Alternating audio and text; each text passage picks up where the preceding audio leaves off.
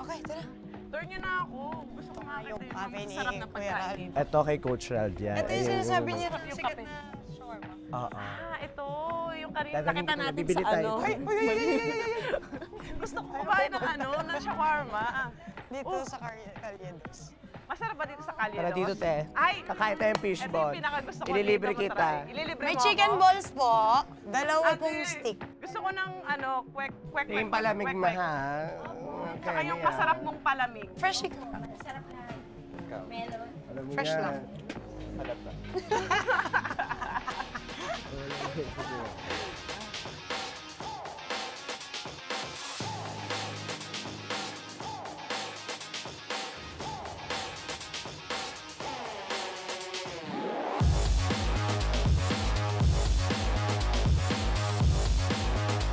Magulaman na, Kes. So, buti pwede kayo today. Ano ba yung mga everyday routines natin dyan? Eto, napilitan lang to eh. Wala kang choice. Charis lang. Pero ikaw, di ba, student life, professional volleyball. So, ikaw, lalo na busy ka for sure. Yes. Actually, itong week na to medyo, syempre may aral, tapos aral muna, tapos training, aral ulit, tapos training ulit. Pag mga free time, ganito, ganyan, nakakagala ako. May time ka pa gumawa. Minsan wala na talaga. Kasi pahinga na lang, di ba? Itutulog ko na lang siya. So, imbes na ganun yung ipahinga. everyday routine mo. Training, akads, training. Twice a day kayo. Twice a day. Well, ganun talaga pag estudyante, madaming... Oo. Kami rin nung college. Ganun, di ba? Nakita mo nga kami, tumatakbo, 5 a.m. Buti na lang tapos na kami dyan sa mga ganyang pakulo na estudyante Ikaw naman sa ba? aral. Ayoko na mag-aral, di. Pero struggle kasi talaga. No? Mahirap talaga Mahirap maging pagsabayin. estudyante, tapos Kailangan mo i-master. atleta. Pero ngayon na professional volleyball player, syempre, well, pareho tayo ng schedule, di ba? So, Alam mo, ito yung free time ko. After training, ito na yung whole day free na ako. Pero syempre, ang pinakagusto kong gawin is matulog. Tulog. Kahit naman ang sino siguro pag athlete, di ba? after training talaga si Bangs. Lalo na pag may mga event kami na morning after training. Hindi mo na ako Makita mo talaga siya gano'n, no? Tulog. Tulog lang ako, B. Sige ate, ito na lang, te. Saan naman yung other side? Oh, alam mo kanina ko nasa tayo. Yun. Doon. Sa kabila na. Hindi mo naman na-miss mag-ensayo dito. Na-miss ko mag-ensayo dito, syempre. Nakapag-training ka na dito Oh, before? before dito ako nag-training. Alam ko na, maglaro tayo ng Chinese garter. Alam niyo ba ang Chinese garter? Tatalo na yung Ako tuhod ang ko, B. tatalon. Kaya sa Chinese garter may 1, 2, 3, 4. Okay, level 2. Level 2. Level 3 dapat may rampa. Oh, lama mo. Yay! 5, 6. Ay! Grabe naman yun! Alam mo na, che! Hindi ko kaya yung wing. Oh, ikaw na, next. Akala ko siya lang yung magtatry. Ba't ako kasama dito? Oo, tayo yun lahat. Girl. When you started like discovering yourself, meron ba kayong mga taong nilook up to na talaga nag-influence sa inyo kung ano kayo ngayon right now? Like, for example, ako, when I started like figuring out who I wanna be or what I want to be or kung ano ba ako. Nung time na yun, kasi sikat na sikat si Ara Galang, di ba? Same. Ayun yung sasabihin ko. Super out niya, yung sense of fashion din niya, di ba? Yung mga naka-Vans siya, naka-high socks, naka-shorts, t-shirt, yung mga ganun.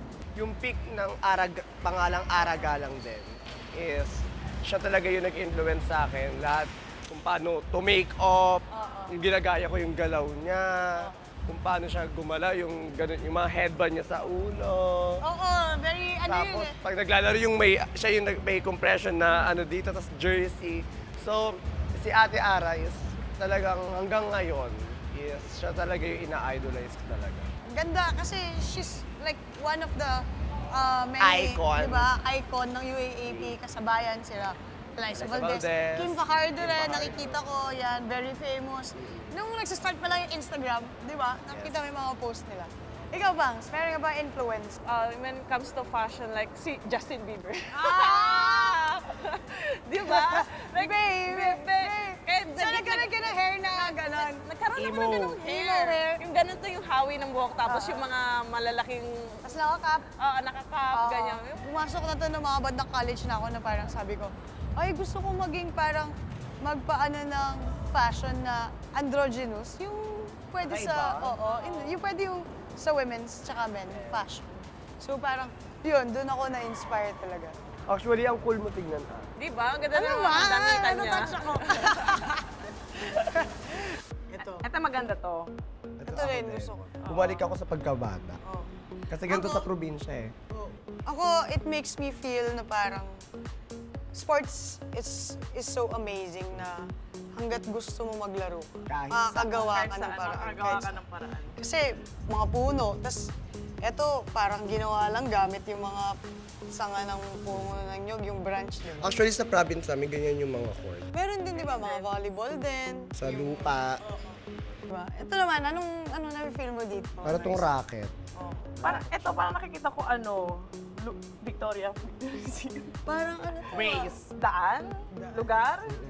May Mga racket, may daan, saan tayo pupunta? Ito naman, parang ako nakita ko agad performer eh. Kasi ang daming mga Binuhat-buhat si Baklan. Oo.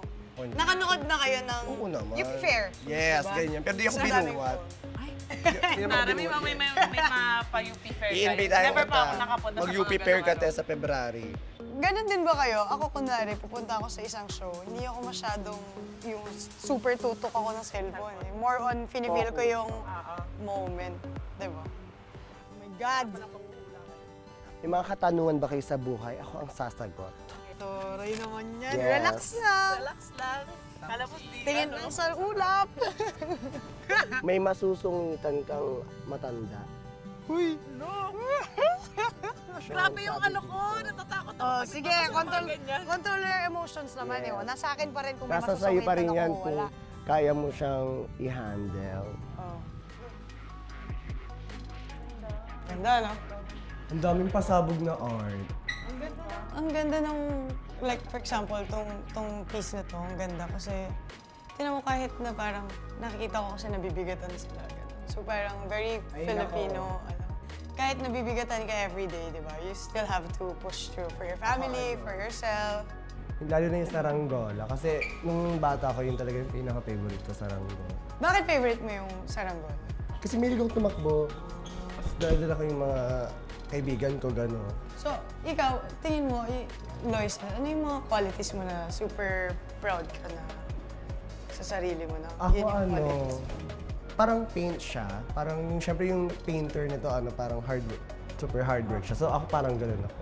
Matyaga talaga akong tao, matrabaho ako, gano'n. Yun yung, Para good result. oo, para good Ikaw ba? siguro. Ako parang itong painting na to, parang, ayan, it symbolizes that I'm a hardworking athlete. Totoo yun. Sa training, grabe, pagod na to, pero push pa rin siya. I ng mean, push. hindi ako, ayaw ko yung nagreklamo or ano, Yes, kasi same ba tayo? gusto ko yung tuloy lang ng tuloy sa sa Walang trabaho. mapapagod. Kasi naniniwala ko na pag tawag dito, if you want something, you have to work hard on it. Oh, tama nga. Kasi ito, di ba, yung painting na napili mo, parang hirap na hirap sila manghuli, di ba? Pero hindi pa rin sila sumusunod. Ayun, nanghuhuli sila ng Alimango, ng Alimango, crabs. di ba? Nagtutulungan silang But yun nga, in terms of, kunwari sa career natin, ganyan, sa volleyball, ikaw sa UP, pag sinabing UP ngayon, Loisa na yung pangalan eh. Di ba? Pag sinabing Creamline, Panaga. Oh, di ba? Pero ano, yung mga sobrang dami yung achievements, ano yung tingin na talaga super nire-recognize ng mga tao? wala talagang kaalam-alam sa volleyball before. Then ngayon, I mean, sobrang thankful ako sa mga taong nag-help sa akin na nakatapa ako dito sa Manila. And eto, naging boom yung career ko. Sobrang dami kasing opportunities talaga sa Manila in terms of sports. And then, Kwento kasi nung bata ako, di naman kami galing sa well-off na family. So, bata pa lang ako, nag-work ako. Elementary pa lang, nagtitinda ng... Sa Bataan kayo, Oo, di ba? sa Bataan kasi Sa wala Bataan naman ba to? masyadong opportunity pa noon na like ako para mapag-aral ko yung sarili ko kasi yung hindi nga kami mayaman. So, ako, nagtitinda ako minsan ng tinapay or pumupunta ako nagpa-part-time ako magtinda ng mga, sa grocery, ganyan. Ayun na, hanggang sa high school, wala akong kaalam-alam sa volleyball. Tapos, intrams nito ang tangkad ko na nun. Tapos, kinuha lang ako ng Teacher. Teacher ko. Na parang, uy, mag-ano ka dito kasi kulang kami ng isang player. Kasi matangkad ka. Oo. So, doon ako nag-start na parang wala naman ako alam sa volleyball. Bakit ako maglalaro dito? Tapos yung kuya ko kasi, naglalaro na siya ng basketball. Sige, try ko nga. So, hindi ka nag-try out talaga? Hindi ako nag-try out. Ay, Kinuha lang ako sa... Dahil kulang na lang isa, ako na to. Sabi ko, As in, Ako na to. tapos sinabi sa akin, ang gagawin mo, magbablock ka lang. So, doon... Alam mo na kung paano mag-block. Alam mo, ayun yung pinakauna kong natutunan sa volleyball, yung block. Ilang Eh, beses yung- lang middle Best middle best. blocker. Hindi may mga bakla pa noon, pinagtatawan. Sumasali ka. Oh, sumasali ako. Tapos pinagtatawan, uy, wag ka na dito kasi wala ka namang alam. Patangkad ka lang. Di sali ako kahit binubuli ako dati kasi wala naman ako alam sa volleyball. Then after noon, hanggang sa nagtuloy-tuloy na parang I work hard talaga na parang gusto ko matuto. So, pag sa hapon, pumupunta ako, nagtitraining pa ako. Parang After mo magtinda. hindi. Pag sa ano naman to, sa... Habang nagtitinda. After class, sa hapon. So, ang kinukuha ko yung mga friends ko, hagisap ako ng bola, papalo ako, ganyan. May sariling Tapos, coach. wala kaming court na matino nun. As in, sa grass lang kami. Sa lupa. Tapos nakapalda pa ako, di ba? As ubit. As ubit. Pero may shorts Naman, sa loob. may shorts ako, hanggang yan. Di pa, paano para tapos, bakit hindi ako naka-rubber shoes nun? Leather black shoes. May heels Bakit? pa. Tapos pag umuulan, madudulas ka pa, di ba? Tapos hanggang sa, na-discover ako sa Clara and Palaro. So, Uy, doon- parehas tayo. Oo. Ikaw ang bumunot niyan. Wala akong kinalaman dyan. Mag-ingat ka sa apoy. Ayun lang. Baka mapasok ka sa kalan niya. Marunong ko ba magbasta? Yes. Oo. Maniwala ka sa akin. Babasaan kita mamaya. Ako naman, nagsimula talaga ako sa mga kalye, yung mga barangay court. Doon talaga ako, sinama ko ng mga mamshi kong bading, ganyan. Hoy, bakla, sumali ka dito, ganyan. Kahit taga-pulot lang ako. ganyan Mga ate, doon talaga ako nag-start. Sa barangay court, sa mga ganyan, sa mga one-day league. Until na, nag-aral na ako ng high school, kinuha na rin ako ng coach. Same ng story mo, ganyan. Ikaw, Kaliwete ka, di ba? Oo, kaliwete ako.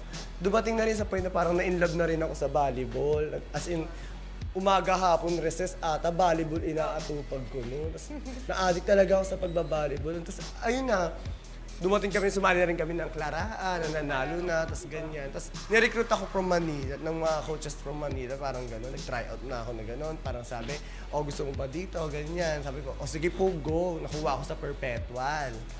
Try out ako sa Perpetual. Nakuha ako, tapos ayan, NCAA na, ganyan na. Nagulo, parang ano na to.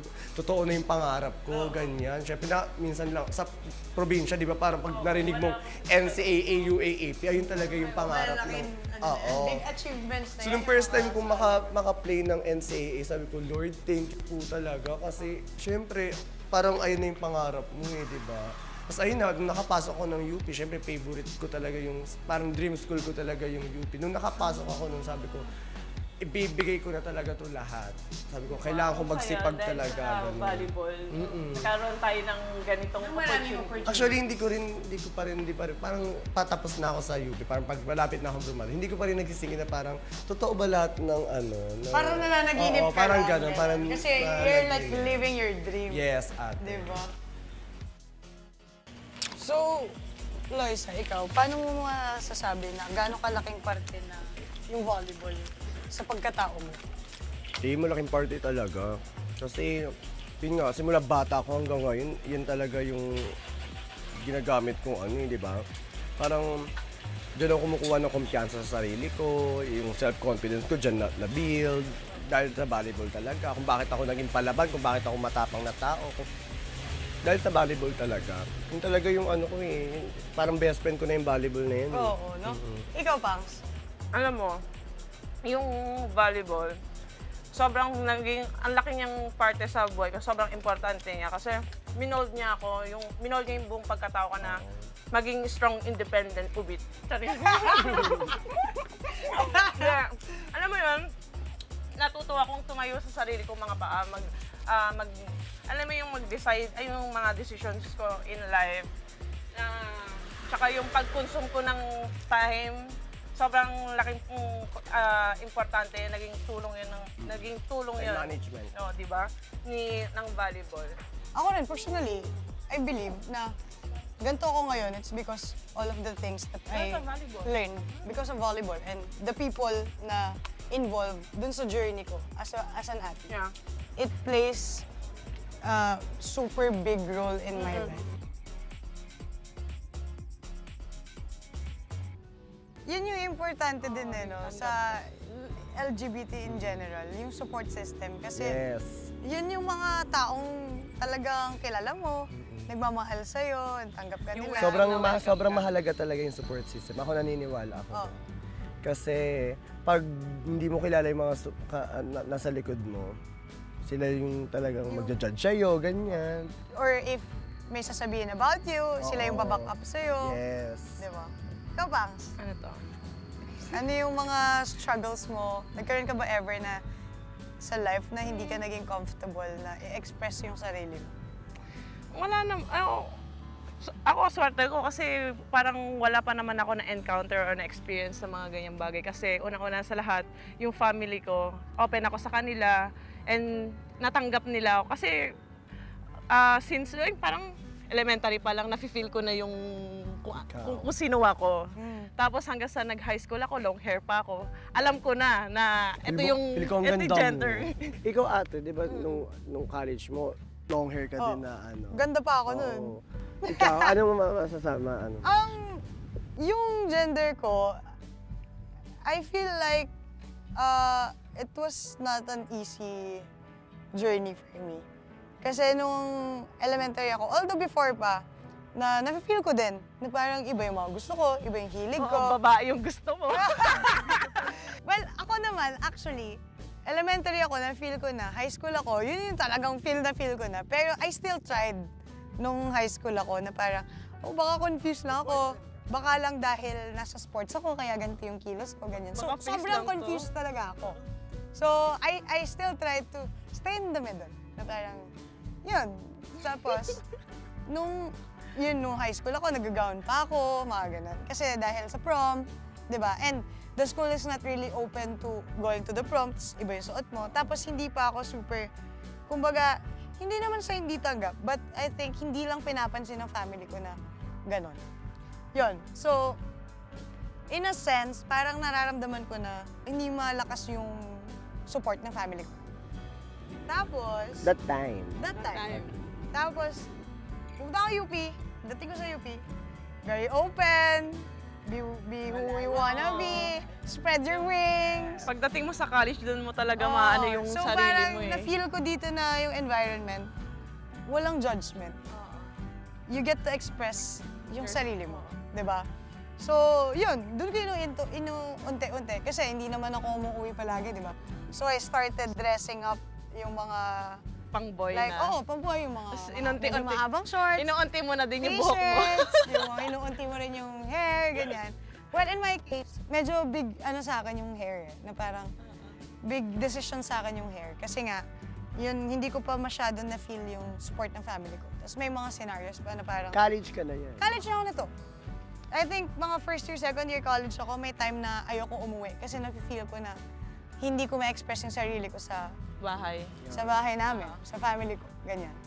So yun yung mga naging struggles ko. Hala, natanggal ko! So yun yung mga naging Struggles mo in struggles ko. life sa pagiging well, yung as coming out, my coming out journey. So yun yung nakuha ko na parang pinatunayan ko na hindi ako mapipigilan ng gender ko. Na hindi ako mapipigilan ng gender ko na magtrabaho, maka-inspire ng people. And what's great about it pa is me being lesbian, na i-inspire ko pa yung mga tao na i-express yung mga sarili nila. Kasi ako honestly, in the volleyball community, never ako naka-feel ng judgment. Yun, di ba? Ang sarap sa feeling eh. Kasi hindi lang well, with our platform, hindi lang tayo yung tipong, oh, I get to express myself. It doesn't end there. Kasi we can influence people. We can May mga influence. taong nakatingin na, may isang tao na umiidolo sa'yo, talagang balang araw ikaw din yung... Speaking of idol, super idol ko to sa mga celebration niya sa mga... Yeah, napapanood ko yung mga point na... clips mo ng... Alam mo, first time ko makita ng ganun celebration. Oo.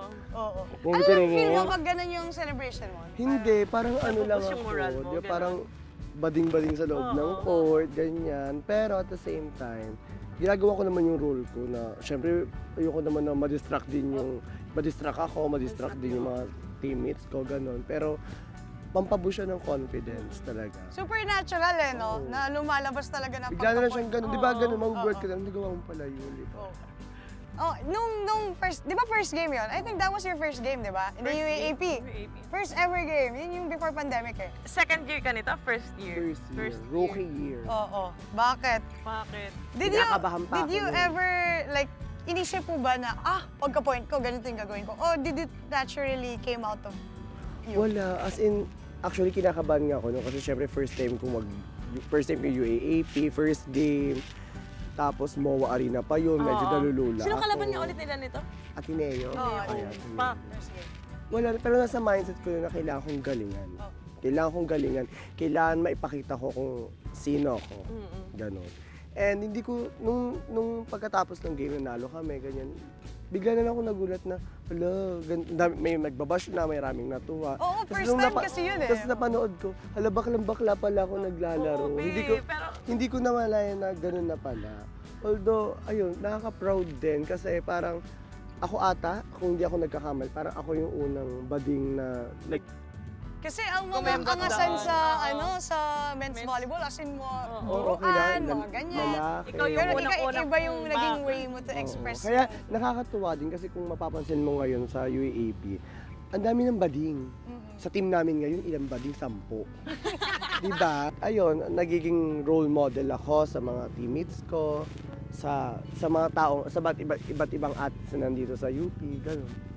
So, di ba, after your game, dami yan. For sure, may mga bashers. Na-bother ka ba ever? Hindi. Hindi. Ako Yes, kasi- that's the spirit. Kasi ako yung tao na, mahilig ako magbasa ng mga comments, pero hanggang dyan lang naman sila eh. Oh, they don't know you. Oo. Hindi naman nila ako kilala. Kaya, di ba, yung support system nga, mahalaga talaga yun. Kasi pag dumating yung point na down ka na, yung babalik ka dun sa mga tao na yun. So, sila yung mag-a-up sa'yo. Parang sila yung mag-motivate ulit sa'yo.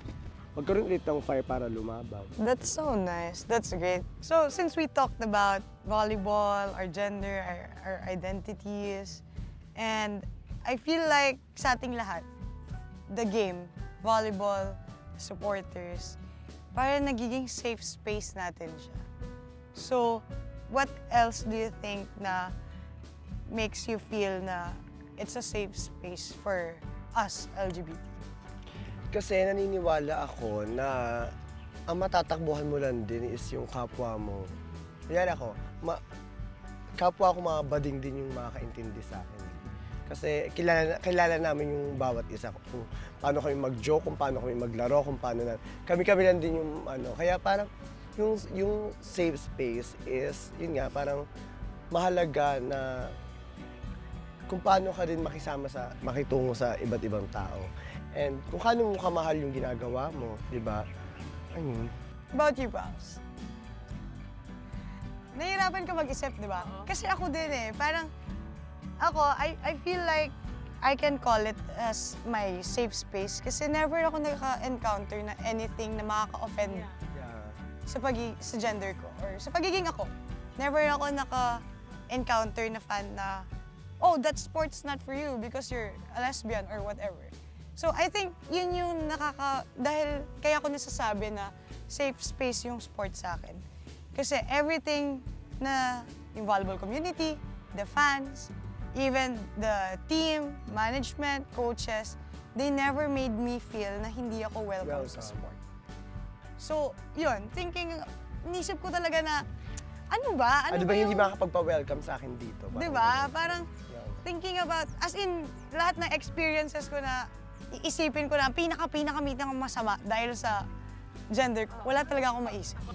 Buong arena sinisigaw yung And sa pangalan women's mo. kasi, maraming naging bakla dahil nanood ng women's volleyball. Oo. Ginagaya yung mga pangalan nyo, ginagaya yung mga ano, di ba mga bagets pa. Actually, that's true, di ba? Yes. Kunyari may katune up kami mga gays. Oh, Dandan Lazaro, pang! Yes, Tots Oo. Carlos, pang Alaysa Valdez. Kaya magalansa. Yes, Diba? diba?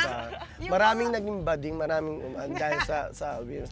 Na ngayon, talagang nakita naman natin, pag championship or normal game, punong-puno yung arena, di ba? Alam mo, dahil din sa volleyball, dati kasi parang yung community na hindi open sa pagiging, yung sa LGBTQ na hindi open sila sa pagtanggap sa atin. Pero nung nagsimula yung, dahil sa atin, sa volleyball, mas lumawak and mas na-inspire natin yung ibang tao na, pwede pala ganito, pwede palang bakla tomboy maglaro, ganyan.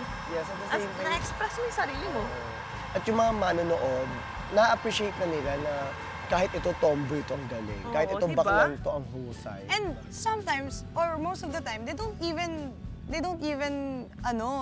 tinitingnan kung anong gender mo. Diba? Makita ka lang nila na, si Panaga magaling mag-block yan. Si Loisa magaling pumalo yan. Hindi na nila napapansin yung gender, di ba? So, yun yung nakakatuwa kasi yung community nag-grow and nagiging open sa lahat. Sa pagtagal ng panahon, di ba? Parang Mas konti- na-accept nila tayo. Na-accept, na-appreciate na nila tayo. Through volleyball. And